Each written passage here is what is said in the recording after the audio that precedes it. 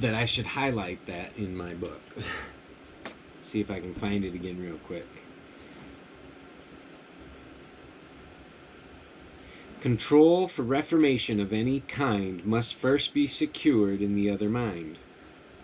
So if you want to reform the other mind, or control for reformation of any kind, so when we talk about reformation, we talk in our conscious mind. So control for reformation must be secured in the other mind. And once this has been aroused, it will pass the authority on the conscious mind, and that will be fixed in the new idea of improvement. So how do you influence that other mind, right? And I've tagged on my Law of Success 16 Lessons page on this because our mentor, Napoleon Hill, had studied this. So that's why I invited people from the Napoleon Hill group. So it seems that the conscious mind has no alternative but to obey the mandates from the other mind. Number 12, Dr. F.W.H. Myers, M-Y-E-R-S, quoting from Dr. E. Dufour, D-U-F-O-U-R, chief physician of the asylum at Isray, France, said, "From this time our opinion is settled, and we have no fear of being deceived when we affirm that hypnotism can render service in the treatment of mental diseases." One of his subjects was a depraved young man who, after many convictions for crimes, including attempted murder, became insane. Dr. Dufour states positively that this young man has, under hypnotic suggestion, not only become cured of this insanity, but also has been thoroughly reformed. Interesting.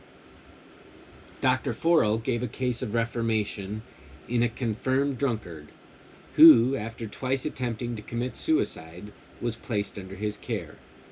He had spent 9 years in a private asylum, during which time he gave an infinite amount of trouble, drinking himself into a state of insanity whenever an opportunity offered, and inciting the other inmates to rebellion.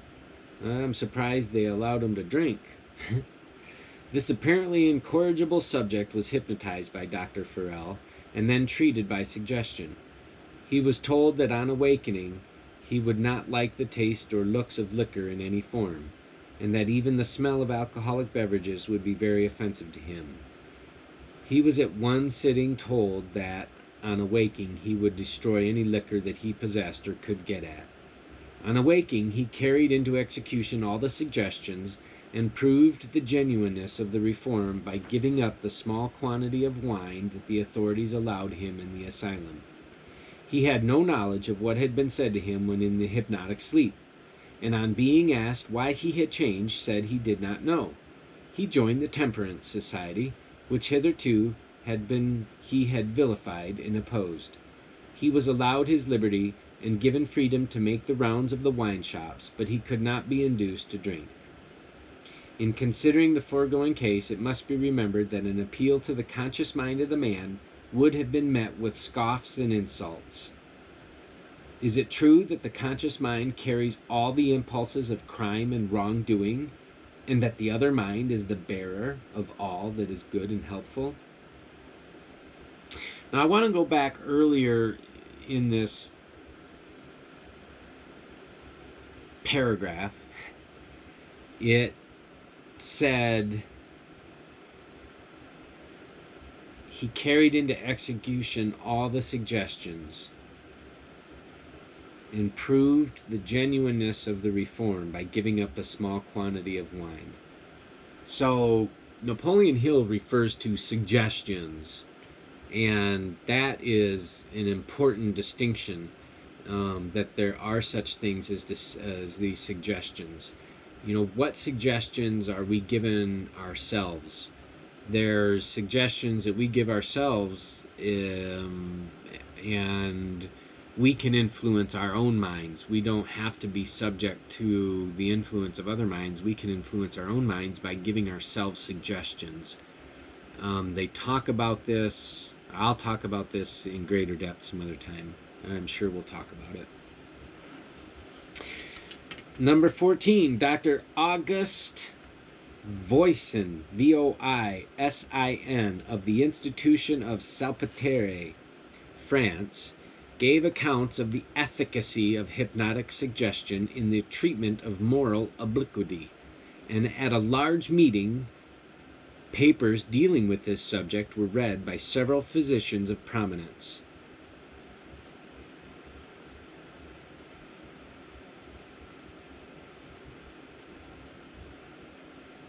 It is now regarded as certain that hypnotic suggestion will open the way to the good work of the Church in moral instruction. Herein rests one of the greatest powers for reform ever offered to humanity. 15. There are two ways of dealing by suggestion with the fixed habits of drunkenness. The first is to have the patient go through with the pretense of attempting to drink his favorite beverages.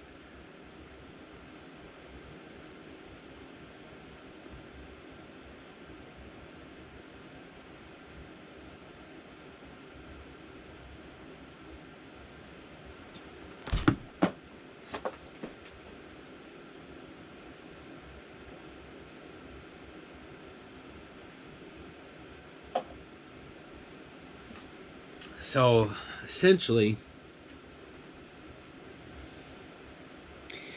to try to break this drinking habit, of course, we can just assume that he broke the habit. Hypnotism, number 17, by F.W.H. Myers. Hypnotism taps the subliminal consciousness and thus gets into touch with the far wider field of experience than our everyday consciousness supplies. He practically sets up the fact that the conscious mind is our everyday consciousness, and our psychic mind is our subliminal consciousness. Perhaps it is better to call the latter the other mind, as that is what it is in fact. Number 18, Morton Prince, M.D., reported a case that attracted the attention of Professor James and of the well-known Dr. Hodgson, Hodgson. This case has been made use of in so many publications that it may seem superfluous for us to publish it here. But we are not pretending to absolute exclusiveness in this cycle, as all we desire is to furnish proof of the laws set forth in the present work. Dr. Prince's experience is told in the following language. A young lady called Miss X had 3 personalities. As a normal woman, she was called plain Miss X or X1, and was shy, serious, sensitive, self-contained, and conscientious, although morbidly so. As X2, she was sad and gave the impression of suffering and weariness. As X3, she was flippant, jovial, free from all physical infirmities, full of fun, recklessness, and scorn for her normal self. One morning she came to Dr. Prince in a greatly disturbed state of mind. She had lost money. She had set apart for her stay at the seaside, and she was almost penniless. She was put into the profound state of hypnosis, and herein she became X3, and as that character, she described how stupid X1 was, that she had felt nervous about her money the night before, and had got up from her bed and hidden it under the tablecloth, and X3 was greatly amused at the embarrassment caused to X1 by the loss of the money. Now Dr. Prince awoke her, and without telling her anything, asked her to look at a crystal. She did so, and described the scene which presented itself. She saw herself in bed in her room. Then she saw herself get up, her eyes being closed, and walk up and down the room, go to the bureau, take the money from the drawer, and hide it under the tablecloth. This proved to be the correct explanation of the loss, and the money was found as indicated. It seems that these personalities had been at work in her for some time, but were not recognized as such. She was almost hysterical because of her nervous malady. Dr. Prince cured her completely, and succeeded in suppressing X2 and X3, substituting a better normal condition. A large number of dual personalities have been discovered and have been referred to in the many recent books and writings on the subject. One case in point came to the attention of a physician who wished to be unknown in the matter, but the facts were placed at our disposal for verification. So that's interesting that they're saying that, hey, at one time we cured these things with psychic influence, with hypnotism, and now we are encouraged to go to the mental health provider. I was talking to somebody the other day, and he said his wife did $800,000 their first year in business for a psychology center. He said it's a huge business. It's pretty interesting how at one time they were all into this psychic belief, and they all believed in this other mind and influence of the other mind and cured people with it. But now we've evolved into this treatment, which I went through mental health treatment myself, and I praise it. It's worthwhile. I'm just saying that there are other ways and means to influence the other mind, and I think that hypnotism is real, and that you can reach the other mind at a different level through hypnotism. So at some point we'll have to define what hypnotism is and discuss the different states and levels, and we'll get to that as soon as the information presents itself.